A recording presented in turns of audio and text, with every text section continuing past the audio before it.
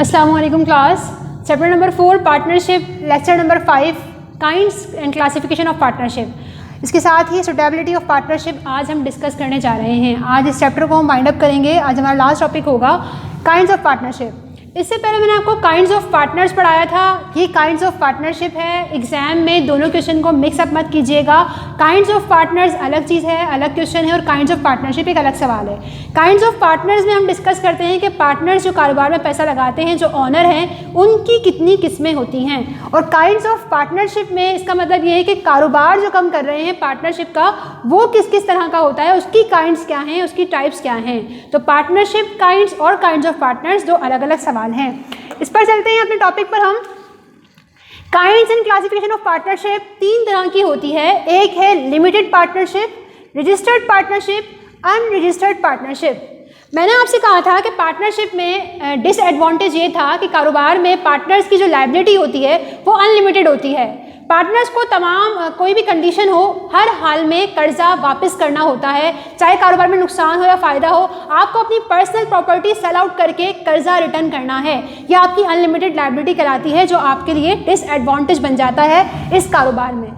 तो अब यहाँ पर उसी लिहाज से बात हो रही है कि कारोबार में 2 से लेकर 20 तक पार्टनर्स होते हैं। तमाम के तमाम पार्टनर्स की लायबिलिटी अनलिमिटेड नहीं होती, बल्कि किसी न किसी एक पार्टनर या उससे ज़्यादा पार्टनर की लायबिलिटी क्या होती है, लिमिटेड होती है। मतलब 2 से लेकर 20 तक अगर पार्टनर हैं तो उनमें से एक या उससे ज़्यादा पार्टनर कर्जे को वापस करने के लिए अपनी पर्सनल प्रॉपर्टी को सेल आउट नहीं करते। मतलब उनकी लायबिलिटी अनलिमिटेड नहीं है बल्कि लिमिटेड है। तो ऐसी पार्टनरशिप आपकी कहलाती है लिमिटेड पार्टनरशिप। इसमें 2 तरह के पार्टनर्स बन जाते हैं आपके पास, एक लिमिटेड पार्टनर, दूसरा जर्नल पार्टनर। जर्नल पार्टनर जिनकी लायबिलिटी अनलिमिटेड है। जर्नल रूल था पार्टनरशिप का कि तमाम पार्टनर्स की लायबिलिटी अनलिमिटेड होगी। कर्जा वापस करने के लिए आपको घर की गुड्स को बेचना पड़ेगा।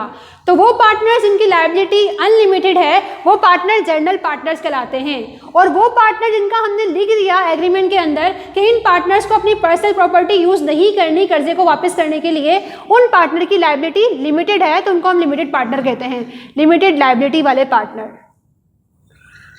लिमिटेड लायबिलिटी, कर्जा लिमिटेड है, इनका महदूद जिम्मेदारी है। इनकी जिम्मेदारी क्या होती है, अनलिमिटेड होती है, गैर महदूद होती है।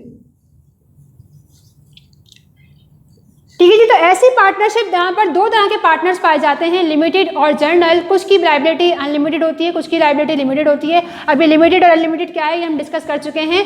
तो ऐसी पार्टनरशिप कहलाती है आपकी लिमिटेड पार्टनरशिप। दूसरे पर मूव करते हैं, रजिस्टर्ड पार्टनर।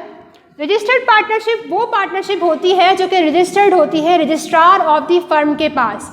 आप एग्रीमेंट बनाकर 1912 के एक्ट के तहत, रूल्स के तहत, उसूल के तहत जो है वो इस्टेब्लिश कर रहे होते हैं और अपने आप को रजिस्ट्रार ऑफ फर्म के पास रजिस्टर्ड करवा कर ये कारोबार स्टार्ट करते हैं। डॉक्यूमेंट बनाकर, एग्रीमेंट बनाकर स्टार्ट कर रहे हैं। तो आपकी ऐसी पार्टनरशिप रजिस्टर्ड पार्टनरशिप कहलाती है। वो पार्टनरशिप जो रजिस्ट्रार ऑफ द फर्म के पास रजिस्टर्ड है। आफ्टर रजिस्ट्रेशन आप इस कारोबार को स्टार्ट कर रहे हैं, तो ऐसा कारोबार रजिस्टर्ड पार्टनरशिप है। आगे चलते हैं, अनरजिस्टर्ड। नाम से ही जाहिर है जो आप रजिस्टर्ड नहीं करवाते, नॉट रजिस्टर्ड।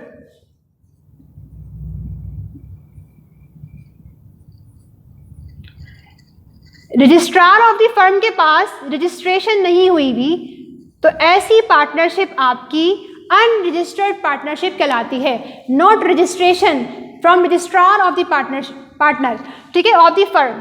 अगर फर्म की रजिस्ट्रेशन नहीं हुई भी तो ऐसी पार्टनरशिप आपकी अनरजिस्टर्ड कहलाएगी। रजिस्टर्ड हुई भी है तो ऐसी पार्टनरशिप आपकी रजिस्टर्ड फर्म कहलाएगी। और अगर लायबिलिटी लिमिटेड है, अनलिमिटेड है, तो ऐसी पार्टनरशिप आपकी लिमिटेड पार्टनरशिप कहलाएगी। तो क्लास ये थे काइंड्स ऑफ पार्टनरशिप। अब चलते हैं हमारी सुटेबिलिटी ऑफ पार्टनरशिप की तरफ। ये कारोबार स्टार्ट करना है, हमें मिलकर काम करना है। तो मिलकर काम करने के लिए, एज अ पार्टनर काम करने के लिए कौन कौन से कारोबार हमारे लिए सूटेबल रहते हैं, मुनासिब रहते हैं। हम चाहें तो मिलकर पार्टनरशिप की हैसियत से मैन्युफैक्चरिंग का काम भी स्टार्ट कर सकते हैं। मैन्युफैक्चरिंग का मतलब होता है गुड्स को प्रोड्यूस करना, रॉ मटेरियल से गुड्स, फिनिश गुड्स रेडी करना। रॉ मटेरियल हमारे इस्तेमाल के काबिल नहीं होता, उसको हम तैयार करते हैं फिनिश गुड्स में जो हमारे इस्तेमाल के काबिल होती है। तो ये कारोबार भी हम as a partner, as a partnership start कर सकते हैं। इसमें बहुत सी एग्जाम्पल्स आती हैं। आगे चलते हैं, होल सेलिंग, अगर हम चाहें तो होल सेलिंग का मतलब होता है बड़ी मिकदार में गुड्स को परचेज करना और फिर आगे सेल आउट कर देना, होल सेलिंग कहलाता है। तो होल सेलिंग का कारोबार भी आप कर सकते हैं एज अ पार्टनरशिप। फिर आता है रिटेलिंग, जनरल स्टोर्स जो होते हैं, रिटेलर्स जो होते हैं, वो भी एज अ पार्टनरशिप वर्क कर सकते हैं, स्टार्ट कर सकते हैं आप पार्टनरशिप को रिटेलिंग की सूरत में भी।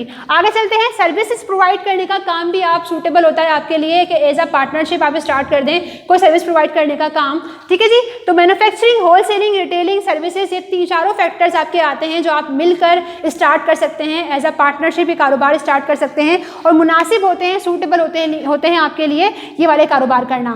तो क्लास यहाँ पर हमारे इस टॉपिक का, इस चैप्टर का इख्तिताम होता है, कंप्लीट होता है हमारा चैप्टर नंबर 4 पार्टनरशिप। इंशाअल्लाह नेक्स्ट क्लास में नेक्स्ट चैप्टर के साथ, न्यू टॉपिक के साथ फिर से हाजिर होंगे। तब तक के लिए अपना बहुत ख्याल रखिएगा, दुआओं में याद रखिएगा। अल्लाह हाफ़िज़।